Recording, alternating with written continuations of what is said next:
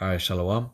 First and foremost, we're going to start off by giving our praise and glory to Yahweh, Yahweh, Bahashem, Bahashem, Yahweh Yahushai, Shai, Bahashem, Bahashem, Ruach Ruchakodash. HaKodash. Double honors to the apostles and the elders of Yesharala that rule well, and salutations to you, Akim, out in the highways and the byways, preaching this word in truth and in sincerity. And what we're going to touch on today, basically, is going to be concerning, money, because money isn't having money or finding ways to make extra money isn't against the scriptures. If the Lord gives you the ability to be able to make more money, hey, take it. The thing is, we have to stay balanced with it. We can't get too caught up in it, you know overdo it, so to speak.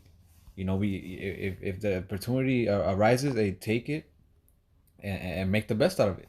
But always, we got to keep in mind, to that this place is gonna be destroyed. We can't let it get to us to where we get comfortable. So have that discipline. And ultimately realize what real riches are, and all this is gonna fail. But if you could get some, you have the opportunity to make more money, it's not going off to take it. Just have that type of mentality, because if you don't, hey, it's a slippery slope, man. Hey, the scriptures talk about riches being, the fall of many. Khan, this is Ecclesiastes chapter 7, verse 12. For wisdom is a defense, and money is a defense. But the excellency of knowledge is that wisdom giveth life to them that have it. Right. So wisdom and money are a defense. So money is not going. You having money is not going off. You having a lot of money is not going off. Is how you look at that money, your outlook on that money, and how you use that money. Because if your whole mindset, your whole heart is on it, then now it's becoming a problem to you.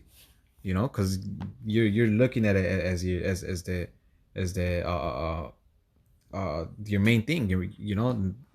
Like these people say, chasing the bag and all that. No, and it's not supposed to be like that. Because ultimately, like it says right there, wisdom is the excellency of knowledge. But the excellency of knowledge is that wisdom giveth life to them that have it. So ultimately, wisdom is above that money. So we got to keep that in mind whenever we have these opportunities arises, or whenever you want to, let's say you want to start a business. It's not going off starting a business. Just make sure that you keep in mind that this place is gonna fall, and the true riches are the riches that we store up in heaven. So if that business does fail, or the opportunity is only there for a little while, you won't get all hurt and all that. Because why? Because you already knew it was gonna happen eventually. You won't get too caught up in it. Khan, since you say that, this is Matthew chapter 6, verse 19. Lay not up for yourselves treasures upon the earth, where moth and rust does corrupt, and where thieves break through and steal. All right? Because these riches, man, well, first of all, this money, this fiat currency is not real money anyway. All right? It's just what we use right now in terms of money in this society. You know what I'm saying? So, like the scriptures say, use the word, but don't abuse it. If you have an opportunity to make money, make some money. All right? But keep your eyes single on the Lord. All right? This money can help you further the word. It can give you more time to study. All right, to go out to the highways and byways to help the brothers out. You know what I'm saying? Think of it as that. It's not so much of yourself, but of the body of Yahweh Shai. Verse 20, Matthew 6 and 20. But lay up for yourselves treasures in heaven, where neither moth nor rust does corrupt, and where thieves do not break through nor steal. Right. See, these treasures that we're laying up in heaven, all right, these are heavenly treasures, man. You know what I'm saying? That these people on the earth that are from beneath, they can't comprehend. That's why they go after the bag. You know what I'm saying? They're all about this bag. You know what I'm saying? Not realizing it's a bag full of holes, man. You know, even like these celebrities that make millions and millions of dollars, you know, over time they end up what, broke, man. All right, because guess what? This is not our kingdom, man. All right, Right, and that's it. Let's say you don't go broke. Eventually, this place is gonna fall. So all that money that you stored up, all that money that you put your mind into, you know, it's not gonna mean anything. It's not gonna save you. It's not gonna, you know, deliver you from the ICBM nuclear fires, from the plagues that are come upon this place. What's gonna deliver you is what? The wisdom of the Heavenly Father. You know. So hey, all the you know, you could have a, you know, be the richest person out there. You know, till the end, till the Lord comes, it's not gonna profit you in any way, shape, or form. Con, I got a few scriptures from what you said. Let me get them real quick. This is Proverbs 11:4. Riches profit not in the day of wrath, but righteousness delivereth from death. And there you go. You know, so that's why we gotta have that mentality, because ultimately the true riches that are gonna save us is truth. That, you know, yeah, it feels good having it and all that, but at the end of the day is vain. You know, is not profitable when it comes to salvation. What's profitable is what? Righteousness, which is what? The heavenly riches. You know, how do you obtain those heavenly riches? Studying, you know, giving alms, you know, charity, you know, all that stores of riches in heaven, which would profit you in that day of wrath. John, You know, if you don't have that, and you're constantly just worried about making money, get caught up in it, then hey, when that day of wrath comes, you're gonna realize how vain that money is, how of non-importance it really was. Con, I got two. Let me finish this one. This is Matthew 6 now, chapter 6 and verse 21. For where your treasure is, there will your heart be also, right? Your mind is going to be thinking about the treasure you have, you know? See, and that's why when you come into this truth, this ministry, your mind has to be set on the law, statutes, commandments of Yahweh Bashem Yahushai. All right, constantly meditating in this word. All right, anything else that the Lord, sends our way is a little extra, you know, right? And like in terms of money, because this is a topic at hand right now. But you know, money is just for us today. You know what I'm saying? Just to get by, to do this and that. Again, to help the brothers out. You know what I'm saying? Whoever's in a jam, you know, to pay our tithes and stuff. All right. But the real riches is this wisdom and knowledge, man. This is Isaiah 33:6. And wisdom and knowledge shall be the stability of thy times and strength of salvation. The fear of the Lord is his treasure, you know. And like we always bring out, that word stability is Amma 1, which is faith, man. Your faith in this wisdom and knowledge of Yahweh Bashem Yahushua. Here it is, you know and understand the Lord, man. That's your true riches. All right? Because during Jacob's trouble, in that day of wrath, hey, your money is going to be void, man. All right, it's going to be vain. You know, someone who may be a threat to you, he's not going to be persuaded by your bag at this day. You know what I'm saying? All these people get in the bag. He's not going to care about your bag. He will kill you and take the bag. You know what I'm saying? You probably wouldn't even take the bag. He'll just kill you. Well, I'm saying, like, that's what I'm saying. There's no negotiating with someone like this. You know what I mean? The point is, you got to keep your eye on the prize, on Yahweh Shai, man. Keeping your eyes single. And all this extra stuff, hey, if it's the Lord's will, all right? In terms of money. Yeah, because certain men in the scriptures, they had riches. Hey, Abraham was very rich. You know? He had flocks, you know, he had herds, he had gold, you know? He was doing very well, you know? Who else?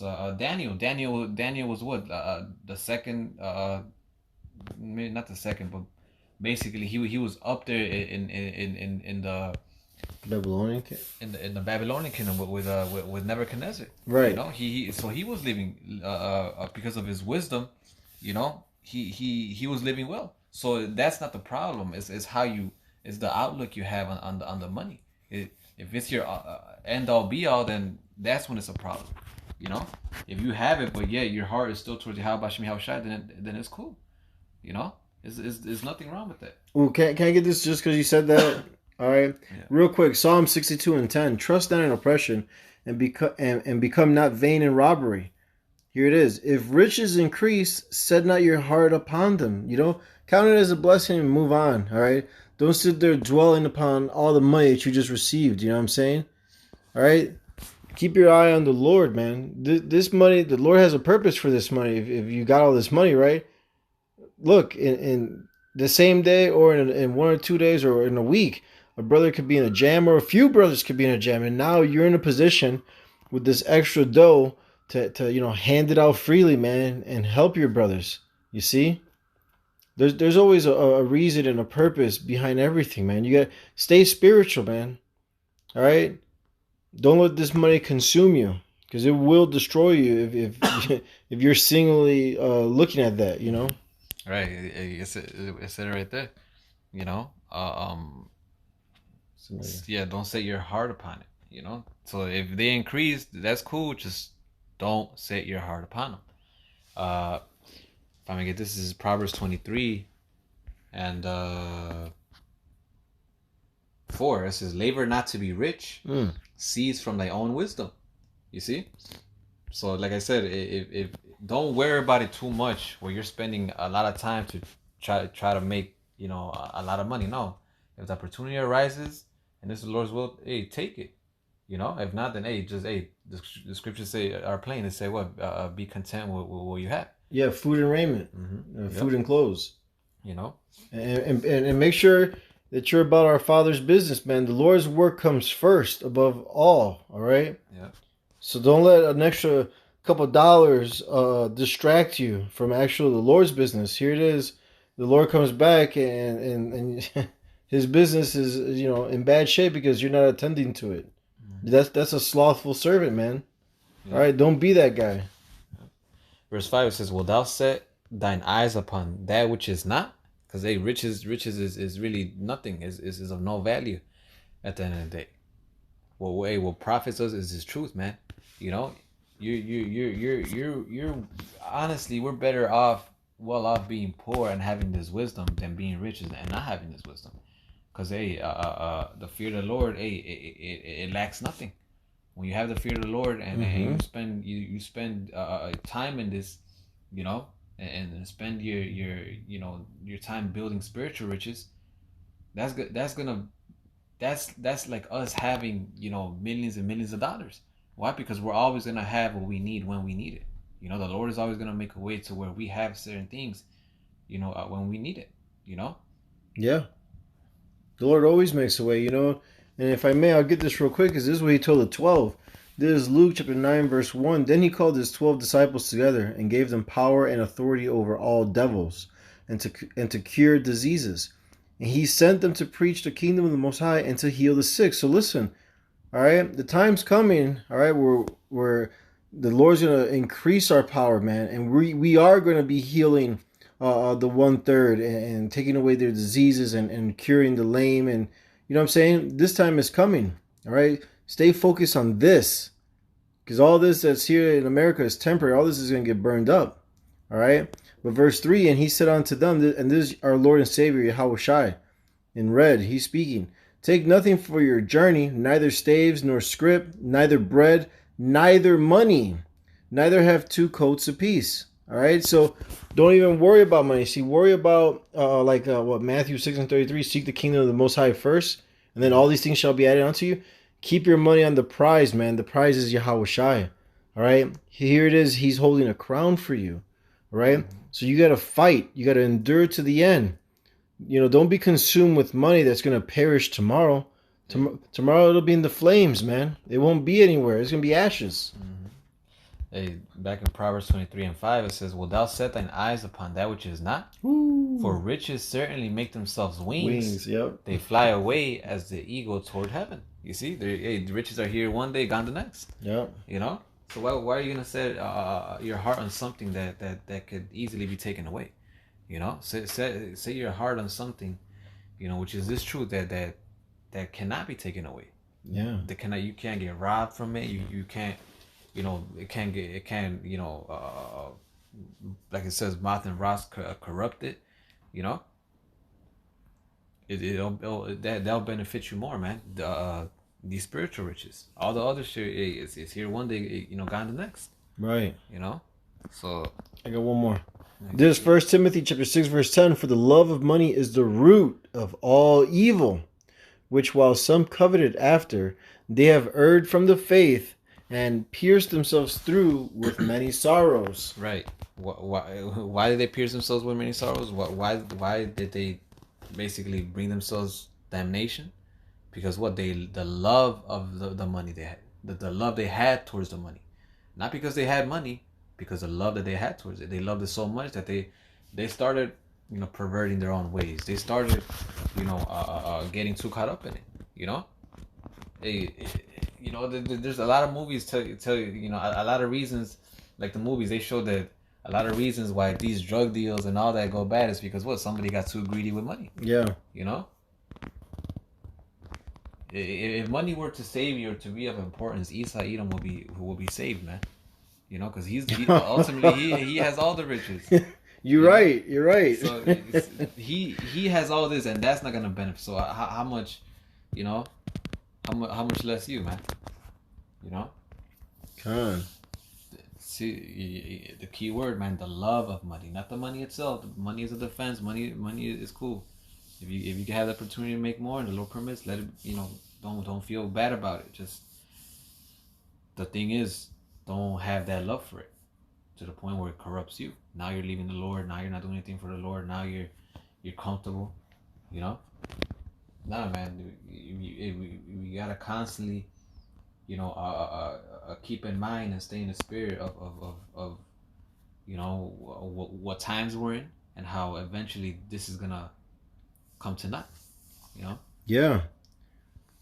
And I got one more for you, real quick. This is 2 Chronicles chapter 1 verse 7. In that night did the Most High appear unto Solomon. All right, this is King Solomon, who we know is Yahushai, right? And said unto him, ask what I shall give thee. And Solomon said unto the Most High, thou hast showed great mercy unto David my father, and hast made me to reign in his stead. Now, O Lord power, Yahweh Bashem Yahushai, let thy promise unto David my father be established, for thou hast made me king over a people like the dust of the earth in multitude. And this is what he's going to ask for. Watch this. Listen. Verse 10, 2 Chronicles 1 and 10. Give me now wisdom and knowledge, that I may go out and come in before this people. For who can judge this thy people that is so great? And the Most High said to Solomon, because this was in thine heart, and thou hast not asked riches, wealth, or honor, nor the life of thine enemies, neither yet has asked long life, but has asked wisdom and knowledge for thyself, that thou mayest judge my people, over whom I have made thee king. Wisdom and knowledge is granted unto thee, and I will give thee riches and wealth and honor, such as none of the kings have had that have been before thee, neither shall there any after thee have the like. Again, wisdom and knowledge shall be the stability of thy times, man. That's what you got to be keeping your eye on. All right, everything else that's extra, hey, that's great. You know what I mean? The Lord's going to bless you with stuff. All right, but that's not your main focus. This truth is, the Lord is, you see. That's why in Matthew 6 and 33, seek the kingdom of the Most High first, and then all these things shall be added onto you, man.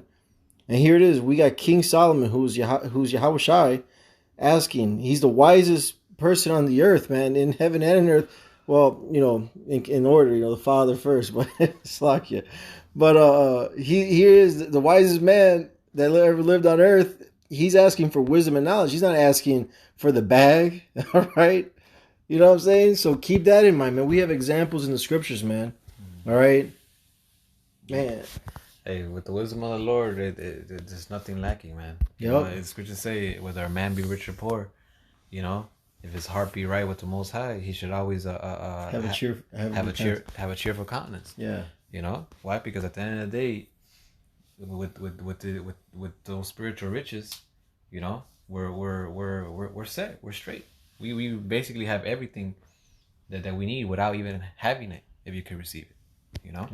Because all those things will come when needs be, whatever it may be. Oh, man, and at the end of the day, all of that, what we lost here, what we couldn't get here, we're gonna get in the kingdom, man. We're gonna be the elites of the earth. Lord willing, we're at a number. If our mindset stays like that until the end, we're gonna be those men, and we're gonna be, just running shit just like the elites do here. We're gonna be running shit, owning all the companies and all that, in righteousness. Yep. This Sirach 39:33. All the works of the Lord are good, and He will give every needful thing in due season. Mm-hmm. Yeah, every needful thing in due season. And He'll definitely do it to you if your heart is right towards Him. If you're building those spiritual riches. It said, King David said, "I have been young and now I'm old, and yet I have not seen the righteous forsaken." Roughly paraphrasing. And their children or begging for bread. Or their children begging bread. Something like that, roughly paraphrasing. So at the end of the day, that's what's more important. So yeah, go ahead, start your business, do all that. But if you're in the truth, you got to keep that in mind, man. That's gonna come to naught eventually. And what's more important and what's gonna deliver us and is gonna be more of benefit is, these spiritual riches, this truth. Con, with that, we hope this lesson was edifying. Again, we want to give all praises, honor, and glory to Yahweh, Ba'Hashem, Yahushai, Ba'Hashem, Rakakwadash. Double honors to the apostles and elders of Great Millstone who rule well and who taught us this truth. And salutations to all the Akim pushing this word in truth and sincerity with charity. Shalom, wa abad babal.